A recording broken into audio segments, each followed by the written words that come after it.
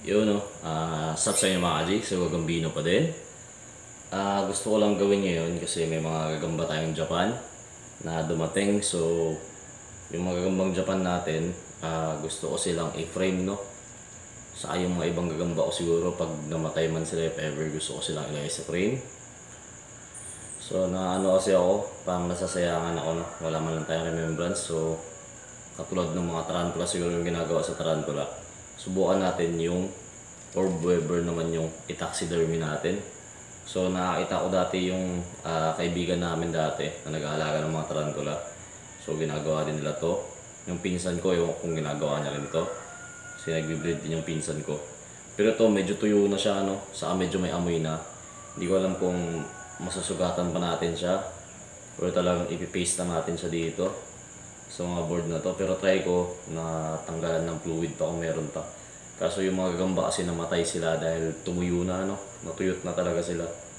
So ito yung gagamba, tuyot na siya. So yan, ito yung gagamba, natuyot na. So ang laking gagamba no yan. Ito yung gagamba. So same goes dito. So gusto ko munang kunin yung lapad siguro na itong paglalagyan natin. So papalitan ko to eventually ng puti. Pwedeng i-frame no. It's either styro or ano. Try mo natin kunin to, yung sukat na ito. So i-cut muna natin. Ito naman ano lang to, for temporary lang no. And again, may mga gagamba tayo nandito. So nandito yung mga buhay natin. May Cebu tayong dumating, so kino-condition ko lang. So even sad to say yung 34 pieces ko na Cebu. So tatlo lang yung nabuhay. 10 days, napakatagal. So yun lang. Sira kasi yung shipping dahil sa pandemic no. So hindi naman natin sinisisi yung supplier natin. So talagang ano lang talaga yun. Kumbaga sinubukan natin kung makakarating yung mga gagamba. Pero ganun pa man, siguro gagawin ko na lang muna. Maghahanap na lang muna ako ng gagamba dito sa amin kasi marami naman no. Pero kasi gusto ko lang kumuha doon para yung size sana same. So may mga gagamba din tayo na yun nga, tulad sinabi ko sa inyo, hindi naman dingit sa kalaman nyo, dinadayo ako dito. So may mga naipaglaro sa akin. Champion ng kung ano ng lugar, pupunta dito. So sinusubukan nila kung malalakas yung managlalaro sa Manila, no? So dahil larong ano naman yun, so syempre binibigyan din natin sila ng mahirap na laro. So yung record natin dati nung una silang pumunta, hindi ko lang kasi pwede i-upload yung video kasi mga kilalang tao din kasi. So hindi lang natin i-upload yung video no. Pero yung unang dayo nila, talo tayo, ay hindi, talo. So yung unang dayo nila, ang score namin is 1, dalawang tabla, tapos isang talo din no. 1 win tayo, dalawang tabla, isang talo. Or tatlong tabla yon. So ganun yung record namin. So yung second na balik nila, medyo napuruhan tayo dun kasi mga luma yung gagamba no. Nangyari nun is yung second game 1 win lang tayo, tatlong tabla, then 4 tayo natalo. So medyo malaki-laki din yung nadali sa atin nun, pero marami kasi kami nun. So hindi ganun kasakit, kaya parang normal lang. So normal lang yung anuan niya no. Pero nung bumalik sila, dun sila medyo nadali nung bumalik sila. Kasi 6-2 yung standing namin. So dalawang tabla, 6 wins tayo, dalawang tabla, then dalawang talo. Tapos may dumayo na naman na iba. Yun medyo masakit sa kanila yun. 6-0 nung una. Tapos last game hiningi na lang no. Malayo na masyado yung size, so maraming laro na parang binibigay na lang natin sa kanila. Pero hindi talaga sila makabawi that time. So, ewan ko, hindi ko naman masabi kasi pare-pareho naman kami na nakakondisyon yung gamba, no? So, yung last, may mga videos ako ng mga adyo, no? Pero hindi ko lang pwede i-upload kasi. Katulad nga sabi ko, kilala yung mga tao and may position din sila. So, mas maganda na for your eyes only lang yun, parang ganun. So, baka next time, kung mga ano yung mga kalaro natin, pwede. Kung mga friendly game lang. Pero yung mga gagamba natin that time, medyo marami-rami din silang na-damage, no? Marami-rami tayo nadali. So, ang record namin nung last na dayo nila, 6-1. So, wala wala ata kaming tabla nun. 6-1. So, 6 na panalo tayo, 1 talo. So, may gagamba tayo na i-upload ko siguro by tomorrow. Yun yung panalo ng 5 beses, no? Yung isang gagamba siguro natin, nakauwi ng 8,000, no? Kasi, yun nga, medyo malaki yan din yung laro nila dito. Pero yun, ganun talaga yung laro nila, no? Tapos yung mga ibang gagamba natin, kadalasan ng mga naiwan na gagamba sa akin, yun lang yung winner natin, no? Tapos yung last time, bumalik yung isa. Naglaro kami ulit. So talo tayo sa gagamba, pero panalo tayo dun sa pera, no? Kasi yun, medyo pangit na yung laro. Hindi na sila lumalaro ng parehas, no? Puro maliit na yung sa atin, kaya hindi na natin, wala nang laro doon mangyayari. Tapos, ano ba?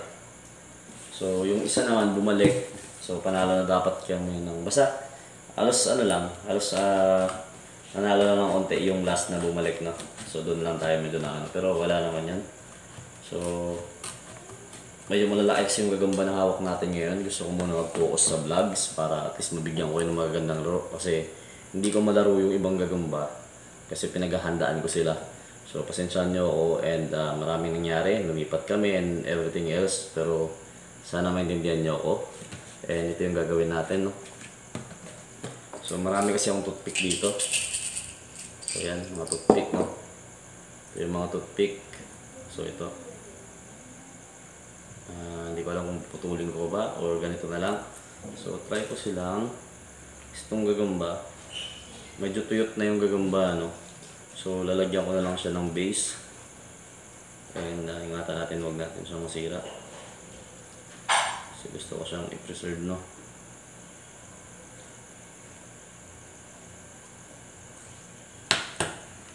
So, yan yung pwesto niya.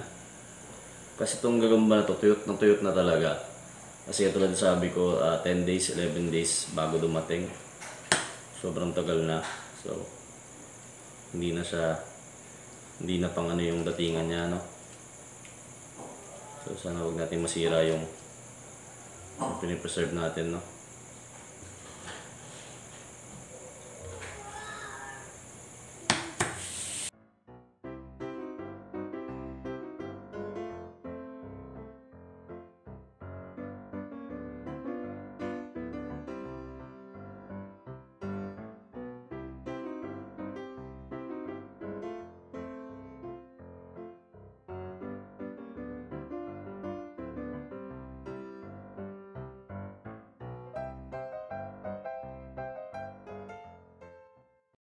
Cute na kasi siya, wala na akong makuha sa kanya, no?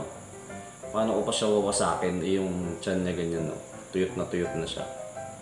So wala na masyadong makukuha, no? So gusto ko na lang siya i-arrange ko siya. Na at least may pupunta dito sa area namin, so makikita nila kasi nga ito. Gagawin namin recreational area to. So may mga pwede may bisita tayo, mga pinsan ko, mag-sleepover din sila dito. Recreational area na, alam mo yun, yung pati subscriber natin dito sa Mindanao, ma-enjoy nila tong area na to. At least may area tayo na preserve na, at least maglay pa ako ng aquarium dito or ano yung idagdag natin.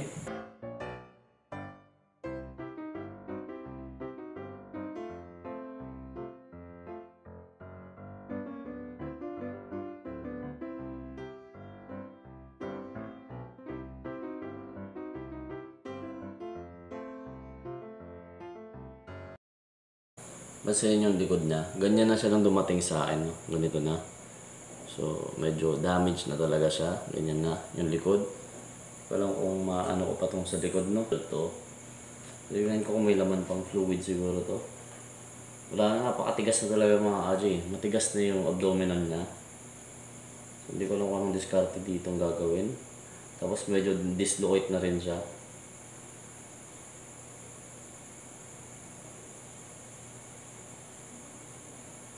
Tsaka di-decompose na yung katawan niya, no?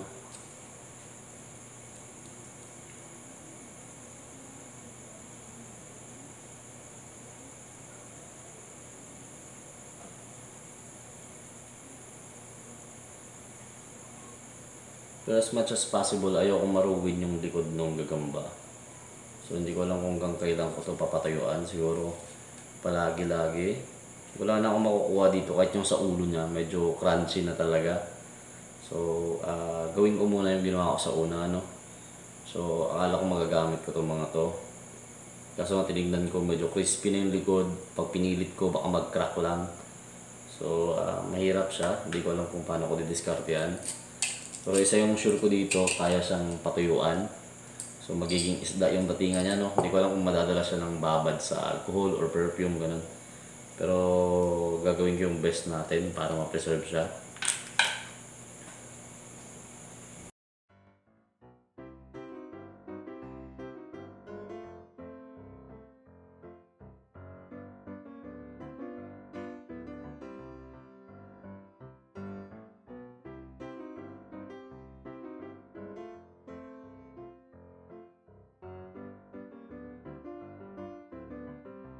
Nabantayan, araw-araw akong pinapakain, kaya medyo iba yung treatment natin sa kanila. Hindi tulad ng mga gagamba natin na normal lang. So medyo may bias tayo dito, no?